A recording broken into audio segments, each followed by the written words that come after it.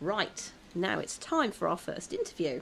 So I'm going to pass you over to the capable hands of Chad, who will introduce our guest. Yes, capable hands. Very capable. So yes, we're here with our first guest today, the author known as Hybropsyche. Good afternoon. Hello. It's the heat. Yes, it is the heat, yeah. and I was distracted by the sounds coming from the windows. Now, I think first questions first, we're going to have to ask Hybropsyche, where does the pseudonym come from? Initially, it's basically to try and describe how I am as a person. I have a sort of disability, and I've spent kind of most of my life in the mainstream, but I sort of don't consider myself fully mainstream, and I don't consider myself sort of institutionalised either. And it's just the way I've been brought up, and the way the school system was that I consider myself to have a foot in both camps. I don't. Okay. So it basically translates as like the psyche of a hybrid. So that's how I just sort of see myself. You know, I struggle to sort of belong in one, and I struggle to belong in the other, but I kind of belong in both and neither. Okay. And I'm kind of comfortable with that. So it's changed the way I think about things. I think that I think about things differently to other people, I think, sometimes. So yeah, that's basically where that came from. Okay, well, brilliant. That's really fascinating, and I think listeners, from hearing that explanation, it wouldn't surprise you to learn that of some of Hybropsyche's books. The first book, Steely Amelia, and the second, Neural Rehab. There is certainly a sci-fi element to Neural Rehab, and Steely Amelia features that element of someone battling against the mainstream, trying to strike out their own individual personality. Yeah. Yeah. Now, both books are, as we said earlier, self-published using the company New Generation Publishing. How did you find that process of the self-publishing? I'd first of all got introduced to it by a friend. He basically is a martial artist. He basically wrote a lot of self-defense books. And I was just talking about the fact one day that I was writing a story, and he suggested about self-publication, and I didn't know. I had no idea that you could do that, or that there were a company that you could do that through. I thought it was literally you had to go out and buy all your own materials and build your own books and staple it all and etc. But he told me about this, so I did contact various self-publishing organisations. New Generation Publishing seems to be the best value. So I got in contact with them and worked out the prices, etc., and worked out the best deal that I could get, or the best sort of package or tariff that they had. And so the process, the process of actual self-publication, and I know the people listening who were saying that self-publication, it's a doddle. It means anybody can write any old rubbish and get it out there. There is that aspect to it, but there's the other aspect to it that I've spent all my life jumping through everybody else's hoops, and I've never got anywhere. You know, it's just been knockbacks after knockbacks. So it's been the same. I did write a book a lot of years ago that I was quite proud of, and I did try going through the publishing route. And it didn't get published, but to be quite honest, looking back, I'm glad it didn't, because thinking about that story now just makes me cringe. So these two books are not the first ones that I've ever authored, so it's certainly from actually getting it out there and getting it available point of view, it is a good feeling. It's a nice feeling when you get that comes through letterbox and say, "This is my book. This is brilliant." You know, this is it. Look, you know, it looks they do a really professional job. They look like normal books, if you like. The difficult bit, of course, with self-publication is marketing, and in a lot of ways, you've got to be prepared to be out of pocket, and you've got to be prepared to just get nowhere for a long time. Yeah, I've been marketing my stuff basically since about June last year, and that includes local so-called independent bookshops who then come back to you about 6 months later and say, well, we value our independence, we don't do independent authors. So you're like, oh, right, you know, why couldn't you tell me that ages ago? I think, you know, it's but, you know, on the other hand, got books in News from Nowhere in, I think, Manchester sort of area. I've got books in Rhyme and Reason round here. Yeah. And I'm about to be sending off a batch of both of my books to a shop in Southern California. Because Wow. I've not. One of the things that the publisher suggests is start local and work outwards. But as I weren't getting anywhere local, I thought I'd work outwards anyway. So every Saturday morning, I do the same. I class it as a routine. Bang out the emails with the press releases to bookshops, magazines, newspapers. I got an advert in Yorkshire Life magazine for 2 months. It wasn't cheap, but I think it's worth it. Again, I think at the beginning, always be prepared to be out of pocket, because until you do make it, then you know you're going to get that backup of being, big. If you get published by going through a publisher, you're automatically marketed and etc. Or you're going through an agent, you're automatically marketed, you're automatically known. So you could write, well, basically. In theory, someone could write a super duper book, it get published, and then they could write a rubbish one afterwards, but it don't matter because they're already out there. That's me being a bit cynical, but So yeah, I've gone off on one a wee bit there, but I believe my work is good enough to be out This there. is what the people of Sheffield need to know Yeah. with their own writing. Yeah. Yeah, exactly. And I think you were right saying that they look like normal books. We were talking about this before. They don't just look like normal books. They look really lovely.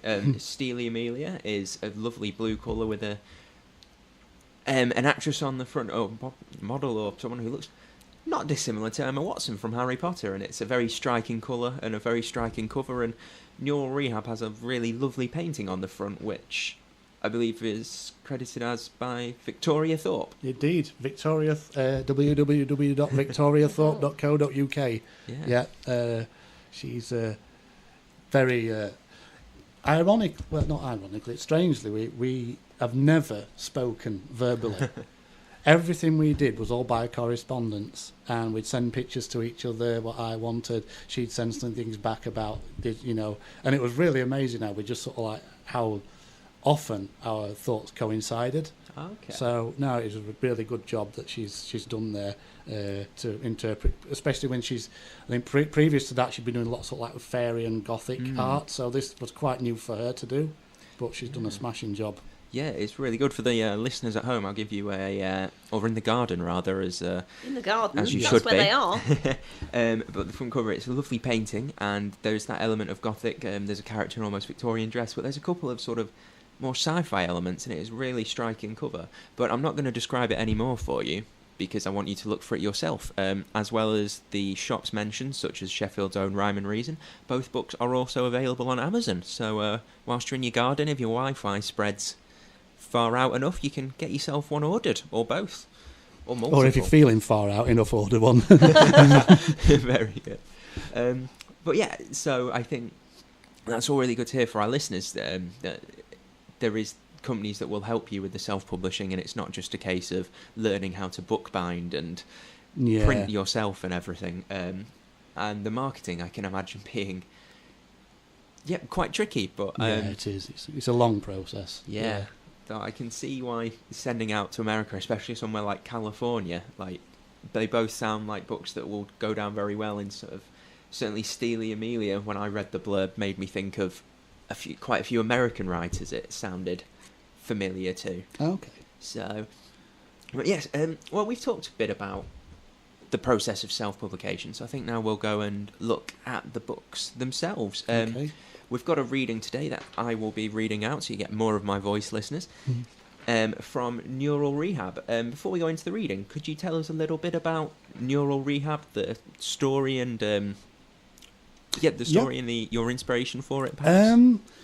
Right. A couple of inspirations, but basically the story itself is set post Third World War, and I'd done it as post Third World War in the early 22nd century. Okay. So I'm not being. If I was being cynical, I would suggest that we'll probably be on World War VII by then. Yeah. But basically, it's a sort of a post Third World War situation, there are less than 1 billion humans left on the planet, due to obviously radiation and chemical warfare, etc. That everybody is forced to live in a sort of glass enclosed situation. Now, I'd imagine some of the more seasoned readers would be seasoned listeners would be thinking Logan's Run, etc. But I deliberately avoided domes. I didn't want the city of domes, and because domes, in some ways, glass domes are almost kind of wondrous. I wanted something a bit darker. I wanted never-ending streets with houses that are again underneath this glass roof situation. So there's no way outside. So, and basically, the instead of having skyscrapers, the buildings actually plunge into the ground instead. And to perceive the place as a cage or to be a malcontenting, this subjects people to what's called like a so-called humane way of dealing with it, called neural rehab, where they play out scenarios are played out directly within your brain as a means of rehabilitation, depending on the situation. Say, for example, one of the characters, Charlie, is obviously was initially an antisocial person, and is trained using neural rehab in what's called the militia dream, and within that he plays out battle situations, learns combat, etc. And so that in a way that's his way of rehabilitation. There is a militia, but obviously the militia dream is the name of the project for the kind of virtual reality training aspect of it. Another character called Jason, who's completely regressive, rejects technology, etc. So what they did in his case was to prepare a Victorian setting where he's basically in this sort of 19th century situation in a house, and he's basically got a patient who's, I suppose, in a way is a bit like Mrs. Rochester. She's called Ina, and it's a case of him trying to reach her. At the same time, they begin to get close to each other. You can tell I write better than I speak. I'm stuttering a lot here. And what happens is later on in the story is that she starts to appear to him in real life. So it's like a subconscious invading his consciousness. Another character called Amory Pemberton, she was involved in a car crash, so had lost memory and lost cognitive functions, etc. So she was being rehabilitated physically and by rebuilding her life through neural rehab. The main character is someone called Xanthi Cousteau, she's been a former guest of neural rehab. She knows what's the kind of underground things that are happening on Earth. The government's not based on Earth anymore. So what she does a bit of hacking, and she basically calls these three people together through neural rehab as a means of getting these people to join her in a quest to expose the propaganda generally to the populace and to the rest of government, because basically the government's kind of corrupted. It's run by, it's got pimps and drug dealers are all sort of like in the government, but they're not based on this planet anymore. So there's a lot of corruption. So that's her job her goal is to try and expose all that. Yeah. Well, that sounds fantastic. I'm certainly hooked, and I'm sure our listeners are as well. Oh, it's deep in it, yeah. Yeah. That we did a couple of months back. We did a sci-fi special, and so this would have fitted in really well. All right. Yeah. There, I think there's a big appetite for that sort of sci-fi. There's a lot of sci-fi writers in Sheffield. In Sheffield. Yeah. You can't get them on one show; it's too small. No, exactly. They're finding their way everywhere. I actually forgot to mention this neural rehab even includes a robot with a broad Yorkshire accent. Oh, amazing! That is good. So what you've got in the back, you've got in case for more international appeal, I put a Reg's Yorkshire glossary. So you got it in there, so how to pronounce words, how they sound, what fantastic. they mean. So, yeah. Yeah, I've just but what's your favourite Yorkshire word that you used, if you can remember? I don't think it was. It wasn't I think at one bit, well, bugger me senseless. But another bit, I think it was when Xanthi was speaking to him in French, and he turns around and says, "I wish you bloody talk properly." So, yeah. Very good. I've just had a quick look through, and there's a chuffing. Yeah. So, which I'm from wrong side of the Pennines. There's a different meaning there. You don't say that. We though. do, but in the glossary it says it's almost like a curse word. But in back over at Pennines, if I'm well chuffed, you're happy. So there is that as well. Yeah. Similar. So yeah, can be chuffed. Yeah, that's different from. Yeah. Well, we're now going to have a bit of a reading, as I said, done by me. But I don't think the broad Yorkshire accent robot is. No, it in doesn't. This No, bit. it isn't. No. No. Instead, it is the French character. Which, whether or not I attempt the accent, we will find out. It may switch during the reading, so I apologise. But now it's a great time to hear an extract from what sounds to be a fantastic and fascinating novel. I couldn't decide which one of those two words I was going to say. Right, so this is an extract from Neural Rehab by Hybropsyche.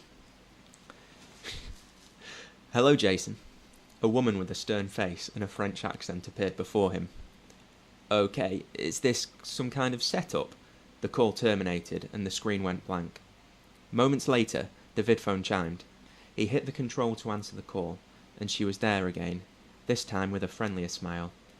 I don't understand such jokes. I had to call you back so I could scramble the call. I've never met you before. Nor even dreamed of anyone like me, I would imagine. Jason sighed bitterly.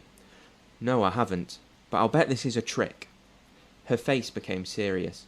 No, it is not. This call is scrambled, and no one else knows it is taking place.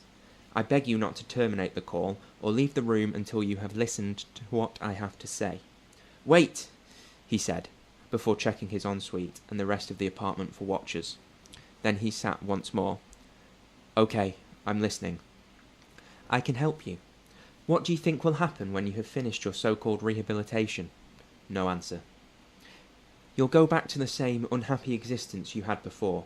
Nothing will change, save for a few new memories. That would just help you cope better with the life you don't want by diverting your thoughts a little. You've probably set me back about 2 weeks, he grinned. She smiled in return. I don't think so. You are thinking the same things for a while. You are not wrong for having these feelings. So this is where you come in. Well, yes. I can offer you a new life, a chance to really make a difference, although I warn you, it is not a luxurious life. Are you some kind of terrorist?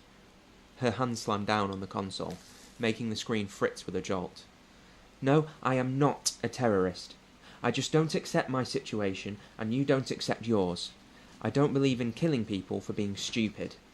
It is as old as the hills we cannot walk upon that people can believe they are living a useful life. Anyway, I don't want to bore you. He found himself actually considering what this stranger was saying. So, if I were to come with you, how would we meet? How would we get out of here unnoticed? And what if I were to speak out all you know about me? I haven't given you enough information, and I can alter your profile so they never get to you. Then her expression was soft, almost kind. But I truly don't want you to do that to you, Jason. You hate the cage as much as I do. Yes, but how do I get out? You wish to join us? He nodded. She straightened. You will be contacted tomorrow at breakfast. You will be told that your father is very ill and your mother has requested you return. This is not true, so don't worry. But the programme will allow you to leave. You can use your allowance to purchase a ticket. Take the pad with you. Where will I be travelling to? I'm sorry, I cannot tell for now.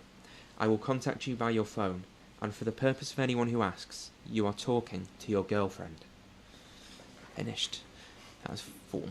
Well, I for one am certainly very interested in reading on more and finding more what happens in the world of the cage. So now, Hybropsyche.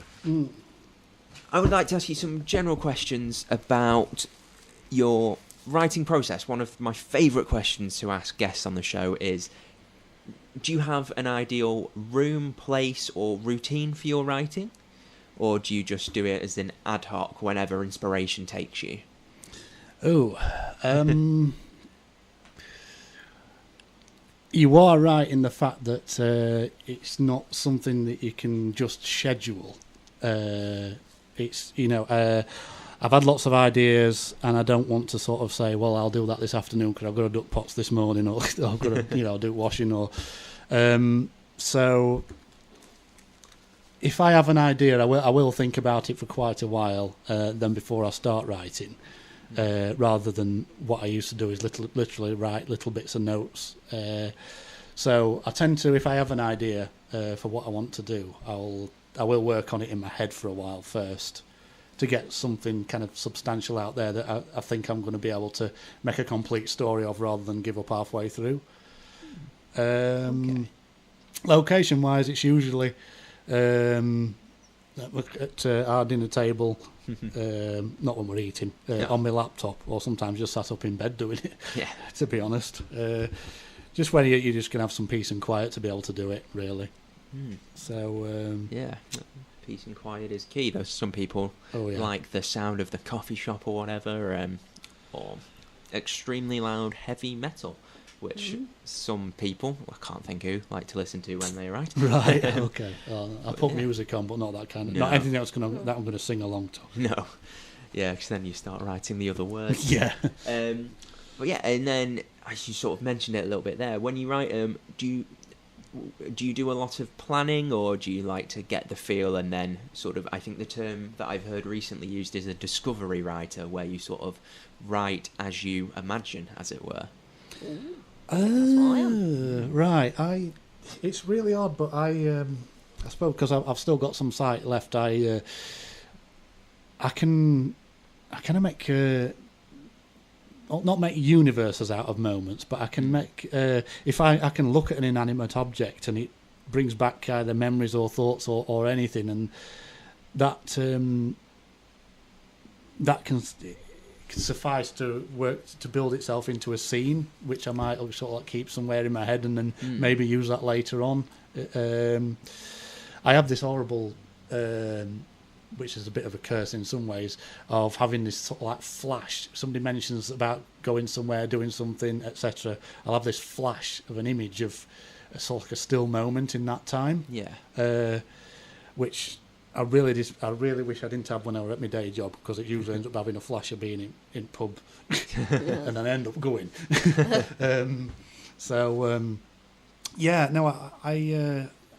It's hard. I don't sort of work on anybody's stories. I certainly don't write about individuals that I've met, or there may be elements of an individual who might have a strong personality in some ways that I might employ in another character, etc. I'm sorry, I don't know if that's answered your question properly. Or... No, it's good. It's all helping people hear about writers' processes, and especially a published writer as yourself. There might be someone sat at home thinking, "Oh, I want to get into this. I don't know how to go about that, or like what my process should be." So it's good to hear all kinds. Though you mentioned there your site, and you're still having a bit left. Would you mind telling us a little about how you still go about, if it has affected your writing, and how you have gone to work with that, just in case we have any listeners who are facing something similar? I think what IT-wise, it's affected me at home, because I haven't got...